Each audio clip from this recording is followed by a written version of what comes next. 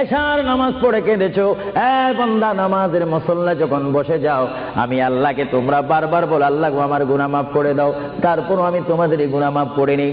তারপরও তোমরা নিশি রাত্রে মানুষ যখন ঘুমে যায়, তোমার বিবি যখন ঘুম যায়, তোমার ছেলে যখন ঘুম যায়, তুমি নিশি রাত্রে ঠান্ডা পানি দিয়ে ওযু বানিয়ে নামাজের মুসল্লায় বসে তুমি আবার যখন ডাক দাও রব্বুল আলামিন, পৃথিবীর কোনো মানুষ আমার গুনাহ সম্পর্কে জানে না, তুমি আমার গুনাহ সম্পর্কে জানো। আমি এমন গুনাহ করেছি আমার বিবি জানে না, বিবি গুনাহ করেছে আমি জানি না, আল্লাহ তুমি সব কিচ্ছু জানো, হে আমার প্রভু তুমি আমাকে মাফ করে দাও। আমার আল্লাহ বলে তারপরও যদি তোমাদেরকে আমি মাফ না করি, তারপরও বান্দা তোমরা আমার রহমতের দরজা থেকে ফিরে যাইও না। আমি তোমাদেরকে হুকুম দিচ্ছি, ওয়ালাউ আন্নাহুম ইয যালামু আনফুসাহুম জাউকা, বান্দারে যদি গুনাহ করে ফেলো আমার রহমত থেকে মুখ ফিরিয়ে তুমি চলে যাইও না।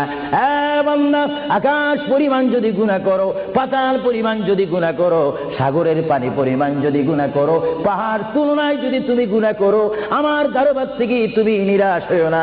বান্দা আমি তোমাকে একটি রাস্তা বাতাই দিচ্ছি, একটি পথ তোমাকে আমি দেখাই দিচ্ছি। সেই পথটি কোন পথ তোমরা জানো? ওয়ালাউ আন্নাহুম ইয যালামু আনফুসাহুম জাউকা, বান্দারে যখন তোমরা বরবাদ হয়ে যাবে তখন তোমাদেরকে একটা পথ আমি তোমাদেরকে দেখাই দিলাম, সেই পথটির নাম হচ্ছে আমার রাসূলের মদিনা। জোরে বলেন সুবহানাল্লাহ। বান্দা আমার নবীর দরবারে গিয়ে কেঁদে কেঁদে তোমরা বলো ইয়া রাসূলুল্লাহ, ইয়া হাবিবাল্লাহ, আয়া আকা ইয়া রাসূলুল্লাহ। আল্লাহ কোরআনে বলেছে ওয়ালাউ আন্নাহুম ইয যালামু আনফুসাহুম জাউকা ফাস্তাগফিরুল্লাহ ওয়াস্তাগফার লাহুমুর রাসূল। আল্লাহ বলেছে হে বান্দা তোমরা ডানে না গিয়ে, বামে না গিয়ে, পিছে না গিয়ে তোমরা সরাসরি আমার নবীর কদমে চলে যাও। আমার নবীর কদমে গিয়ে আমি আল্লাহর দরবারে তোমরা তওবা করো। তওবা করতে করতে তোমাদের চোখের পানি যখন বাইর হয়ে যাবে, আর ওই মুহূর্তে যদি আমার বন্ধু যদি তোমাদের জন্য আমার দরবারে সুপারিশ করে, আমি আল্লাহ তোমাদেরকে ওয়াদা দিয়ে দিলাম, গ্যারান্টি দিয়ে দিলাম, আমার রাসূল যদি তোমাদের জন্য আমার দরবারে সুপারিশ করে, সঙ্গে সঙ্গে বান্দা তোমার অতীতের জীবনের কবিরা সগীরা গুনাহ মাফ করে দিব। জোরে বলেন সুবহানাল্লাহ, আরো জোরে বলেন। আমার আপনার গুনাহ মাফ করার জন্য রাসূলুল্লাহর দরবারে যাওয়ার দরকার আছে কিনা? চিৎকার জীবন আছে কিনা?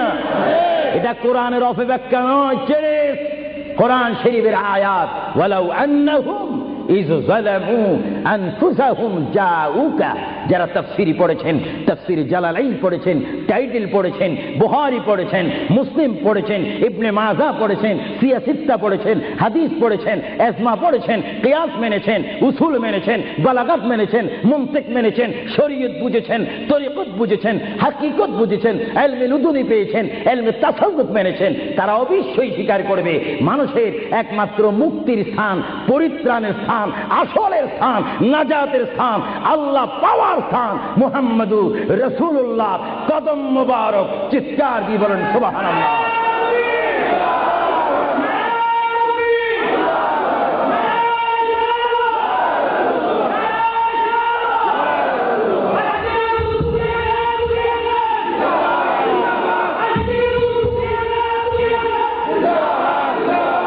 আপনারা সেই রাসূল চান কি চান না?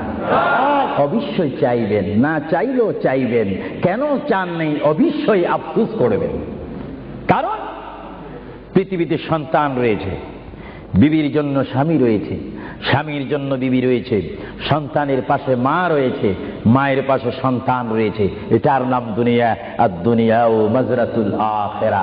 কিন্তু এই দুনিয়া যেই দিন জীবনের সমাপ্তি, বিদায় ঘন্টা বেজে যাবে, সেই দিন সন্তান ইচ্ছা করে মায়ের পা ছেড়ে দিবে, পিতা তার মায়ের সামনে থেকে চলে যাবে, এমনি ভাবে সবাই বিচ্ছিন্ন হয়ে যাবে, সব চলে যাবে। একমাত্র সাথী হবে, আপন হবে, বন্ধু হবে, কবরের সঙ্গী হবে।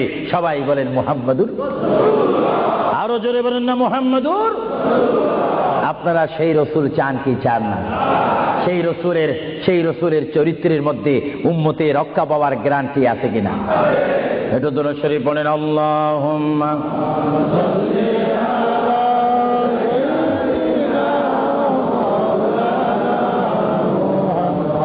وعلى آل নিশ্চয়ই